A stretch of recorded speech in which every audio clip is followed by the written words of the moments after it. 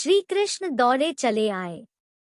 अर्जुन ने अपने आप को श्री कृष्ण को समर्पित कर दिया था। अर्जुन होता हुआ भी नहीं था, इसलिए कि उसने जो कुछ किया अर्जुन के रूप में नहीं, श्री कृष्ण के सेवक के रूप में किया। सेवक की चिंता स्वामी की चिंता बन जाती है।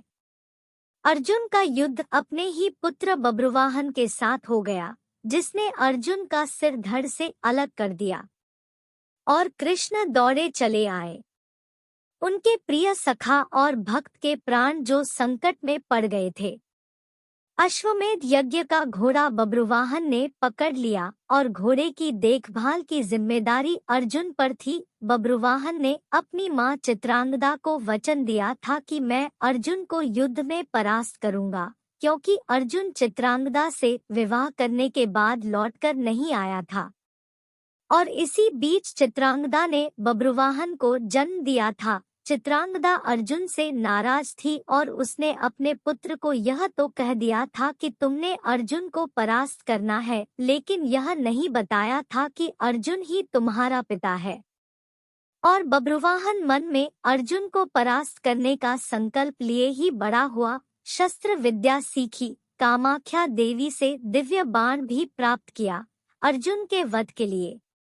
और अब बब्रुवाहन ने अश्वमेध के अश्व को पकड़ लिया तो अर्जुन से युद्ध अश्वयंभावी हो गया। भीम को बब्रुवाहन ने मूर्छित कर दिया और फिर अर्जुन और बब्रुवाहन का भीषण संग्राम हुआ। अर्जुन को परास्त कर पाना जब असंभव लगा तो बब्रुवाहन ने कामाख्या देवी से प्राप्त हुए दिव्य बाण का उपयोग कर अर्जुन का सिर धड़ से अलग कर दिया। श्री कृष्ण को पता था कि क्या होने वाला है, और जो कृष्ण को पता था वही हो गया। वे द्वारिका से भागे भागे चले आए। दाऊ को कह दिया, देर हो गई तो बहुत देर हो जाएगी, जा रहा हूँ। कुंती विलाप करने लगी, भाई विलाप करने लगे। अर्जुन पांडवों का बल था, आधार था, लेकिन जब अर्जुन ही न रहा तो जीने का क्या लाभ। माँ ने कहा, बेटा तुमने बीच मजार में यह धोखा क्यों दिया। माँ बच्चों के कंधों पर इस संसार से जाती है और तुम मुझसे पहले ही चले गए। यह हुआ कैसे? यह हुआ क्यों? जिसके सखा श्री कृष्ण हो, जिसके सारथी श्री कृष्ण हो, वह यो निष्प्राण धरती पर नहीं लेट सकता। पर यह हो कैसे गया? देवी गंगा आई, कुंती को कहा, रोने से क्या फायदा, अर्जुन को उसके कर्म का फल मिला है। जानती हो, अर्जुन ने मेरे पुत्र भीष्म का वध किया था धोखे से। वह तो अर्जुन को अपना पुत्र मानता था, पुत्र का ही प्यार देता था, लेकिन अर्जुन ने शिखंडी की आड़ लेकर मेरे पुत्र को बाणों की शैया पर सुला दिया था। क्यों? भीष्म ने तो अपने हथियार नीचे रख दिए थे। वह शिखंडी पर बाण नहीं चला सकता था, वह प्रतिज्ञाबद्ध था। लेकिन अर्जुन ने तब भी मेरे पुत्र की छाती को बाणों से छलनी किया। तुम्हें शायद याद नहीं, लेकिन मुझे अच्छी तरह याद है।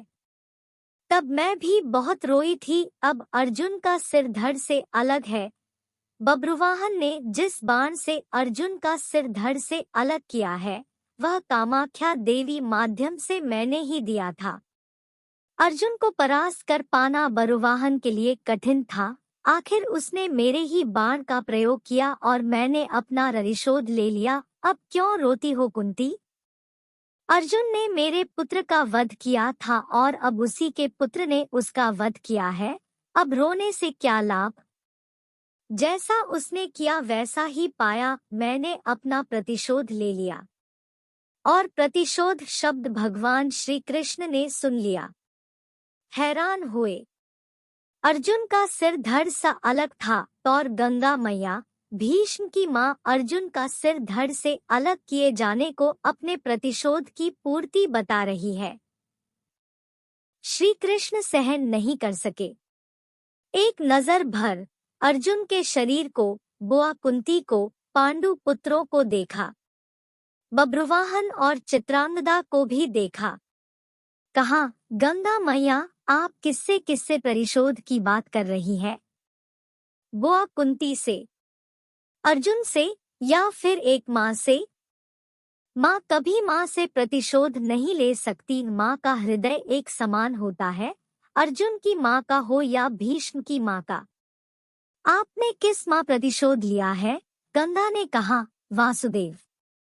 अर्जुन ने मेरे पुत्र का उस समय वध किया था जब वह निहत्था था। क्या यह उचित था? मैंने भी अर्जुन का वध करा दिया उसी के पुत्र से। क्या मैंने गलत किया? मेरा प्रतिशोध पूरा हुआ। यह एक माँ का प्रतिशोध है। श्री कृष्ण ने समझाया, अर्जुन ने जिस स्थिति में भीष्म का वध किया, वह स्थिति भी तो पितामह ने ही अर्जुन को बताई थी, क्योंकि पितामह युद्ध में होते तो अर्जुन की जीत असंभव थी और युद्ध से हटने का मार्ग स्वयं पितामह ने ही बताया था। लेकिन यहाँ तो स्थिति और है। अर्जुन ने तो बब्रुवाहन के प्रहारों को रोका ही है, स्वयं प्रहार तो नहीं किया, उसे काटा तो नहीं। और यदि अर्जुन यह चाहता तो क्या ऐसा हो नहीं सकता था? अर्जुन ने तो आपका मान बढ़ाया है, कामाख्या देवी द्वारा दिए गए आपके ही बाण का प्रतिशोध लेकर आपने पितामह का, अपने पुत्र का भी भला नहीं किया।